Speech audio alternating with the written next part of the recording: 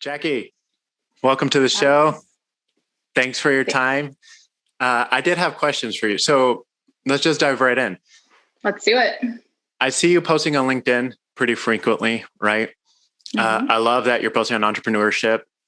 And I've been following you in my feed and liking, commenting, all this stuff can relate. I love the emotional awareness too. One, a lot of entrepreneurs don't have that. So kudos to you on that. They're just more like, get it done, go, go, go, go, go, right? And why isn't it done? So I think it's awesome. All the content you're putting out there is valuable. It's insightful. It's super inspiring. So I think you're definitely doing it the right way. There's not a lot of people that are doing that. What motivated you to start posting on LinkedIn? Is it daily or just the weekdays? Well, it's weekdays and then I'm supposed to post on weekends, but honestly, half the time I forget because I don't know. I mean, I am very much like a work-life integration person. So I'm like working, like sometimes during the day, sometimes at night, sometimes on the weekends, but I'm not as good at keeping up on those weekend posts. So my bad. But yeah, I mean, it's usually like 5 or 6 pieces of content every week. And what motivated me to get started?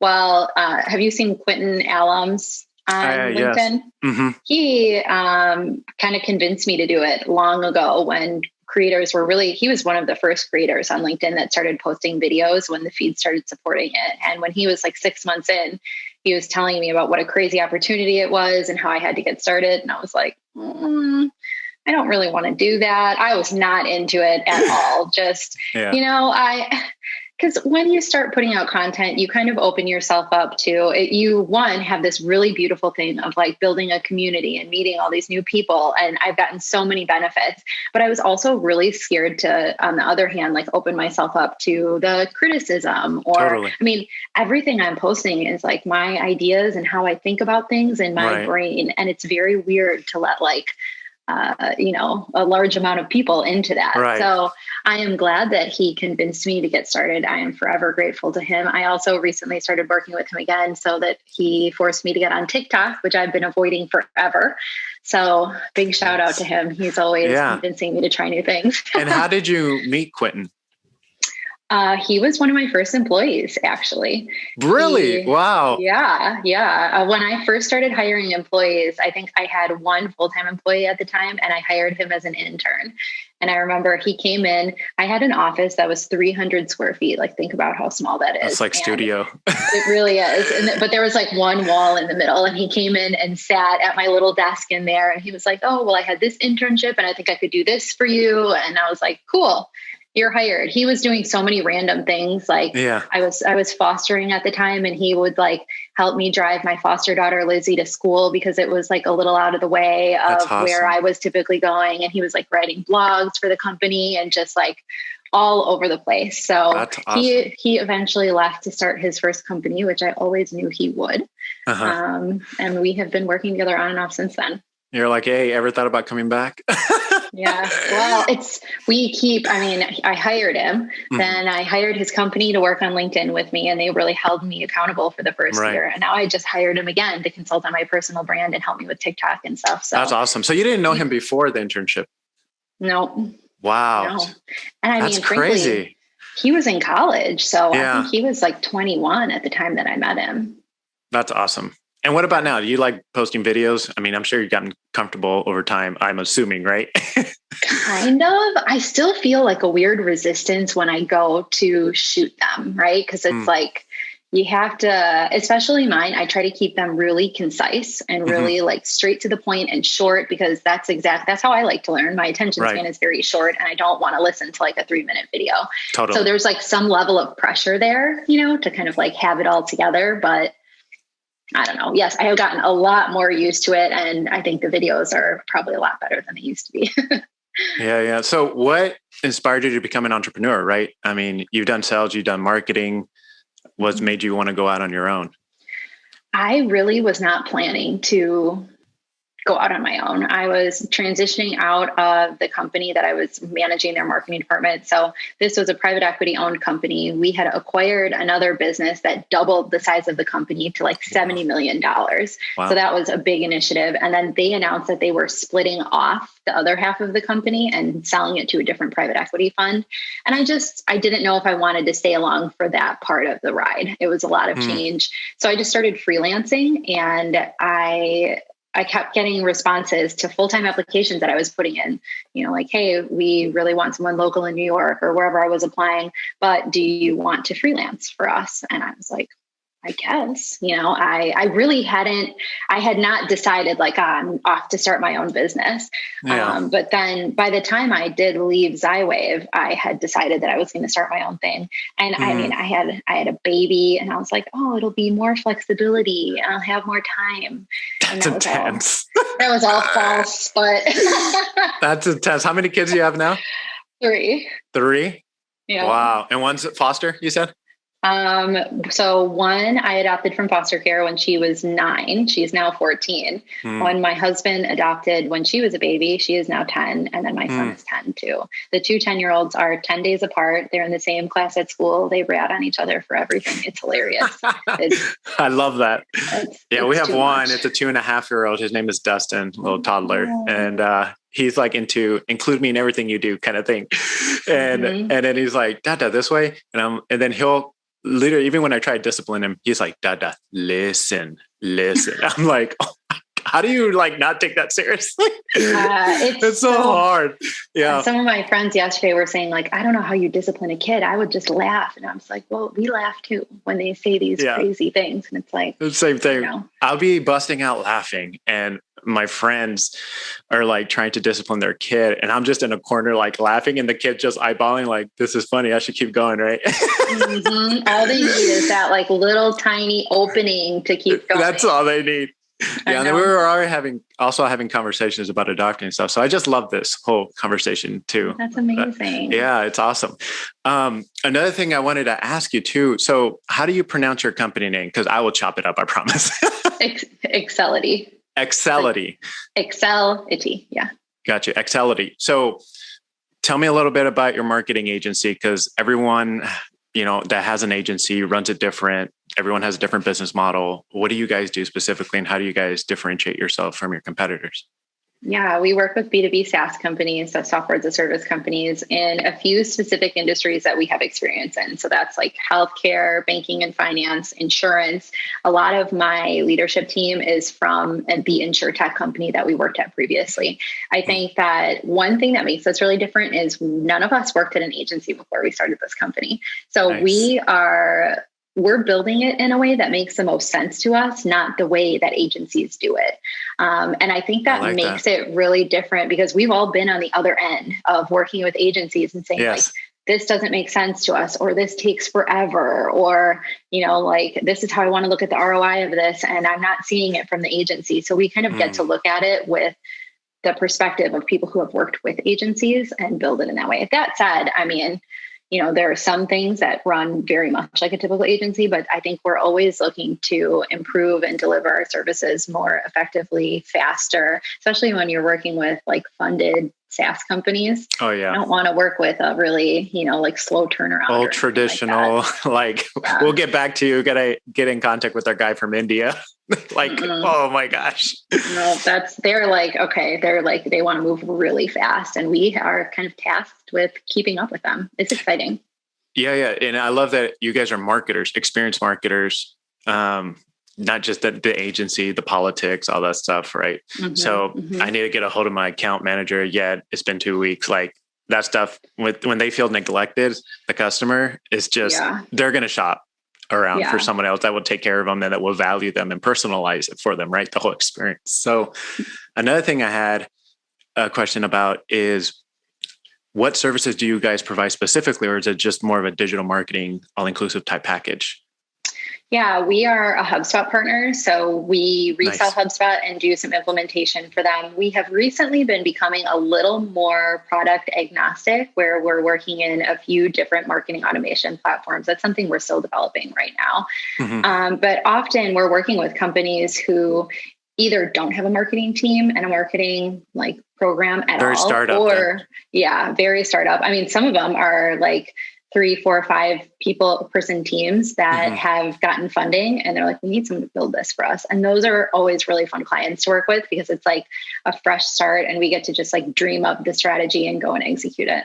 But then some of our clients come to us and they have a marketing program that's not working for them in some way, like they're doing the things, but it's not optimized. So, I mean, it's not exactly a one-stop shop. I think that's sometimes where agencies make mistakes because you can't really be good at every single part of digital marketing.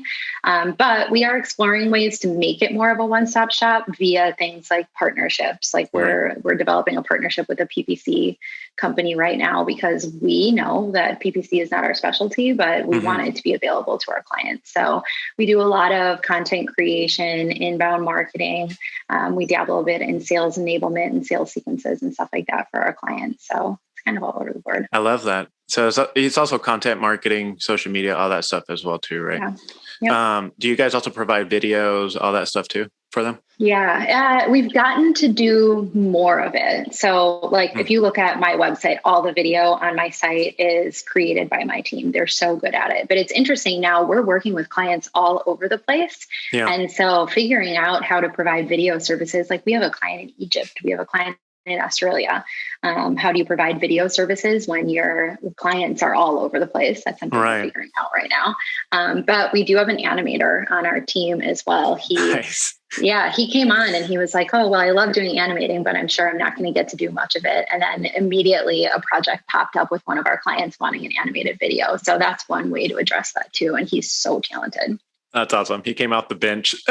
He's like, yes, I'm going to start today. He's pumped. Yeah. That's hilarious. Now, who is your ideal client specifically? Yeah. I know we talked about B2B SaaS, but like if you had to narrow it down, and I'm pretty sure you have the answer to this, like I'm talking about like annual sales volume. I'm talking about employee size, all that stuff. Yeah, usually it's funded pre-revenue to about $30 million. And what matters the most is what their marketing team looks like. Like the company that I was working at before I started Accelity, we had a marketing team of 2. It turned into 3, like right when I was leaving at a $70 million company. So a company like that, we probably could work with because they're so understaffed in marketing. So that's a long answer, but yes, that's right. No, that's good. Now, because, our podcast is for B2B marketers and they might be like, oh, I fit that criteria kind of thing. And there's that need. How can they get in contact with you, Jackie, or the company? Probably hit me up on LinkedIn. I think I'm the most responsive there because I'm in the inbox all day responding to people. So that's a good place. Or you can visit our website too. Awesome. Now, with running an agency, I can relate with this is there's a lot of experimenting too, because we do a lot of things for the clients. And then we're also up to date when it comes to marketing, technology trends, all that stuff, right? Do you have any advice or tips for B2B marketing professionals based on what you guys have learned? Yeah, I mean, you really have to stay on top of it and make sure that you are always learning. I think that is sometimes the professionals will make a mistake because you'll get into your job and you get so into the client work and whatever it is that you're not taking the time to learn. So you have to find a way that works for you. Like I subscribe to the TLDR newsletter. Like it's perfect content for me. Too long, didn't read. Great. It's little snippets that I can research more of, but then I know what's happening with like algorithm changes and content marketing trends and all of that kind of stuff.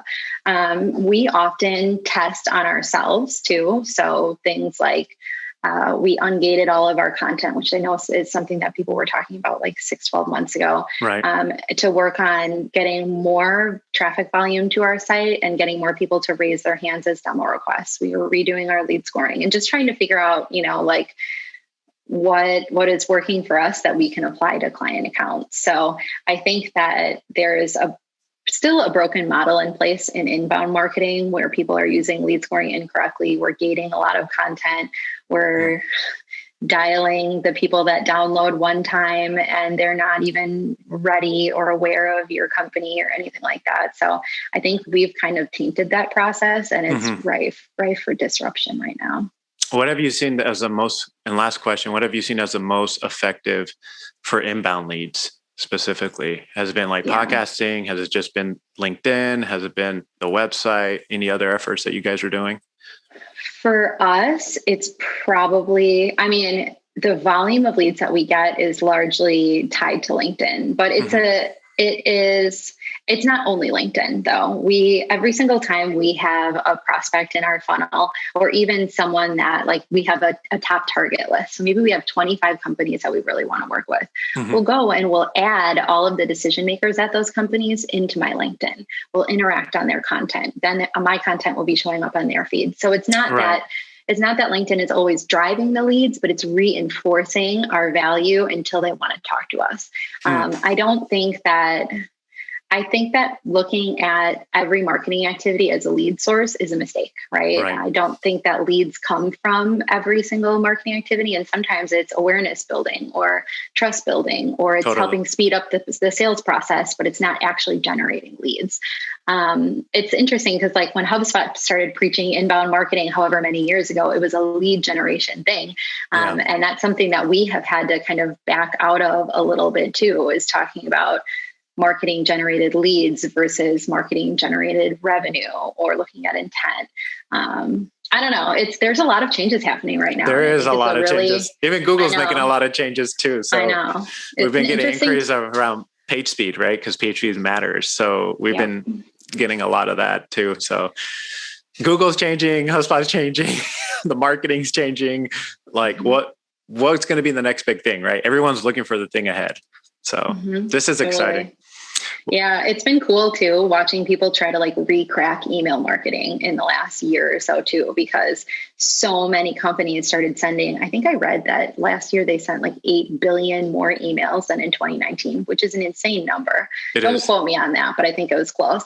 And so it's like really only the best email marketers are getting to the inbox and are getting through. So it's like re-examining, how do we send good emails and what makes people open? What makes a good email? Like I was asking my team what I should send out in my weekly newsletter. And their response was, are newsletters even effective anymore? Like, why are you sending a newsletter? I thought that too.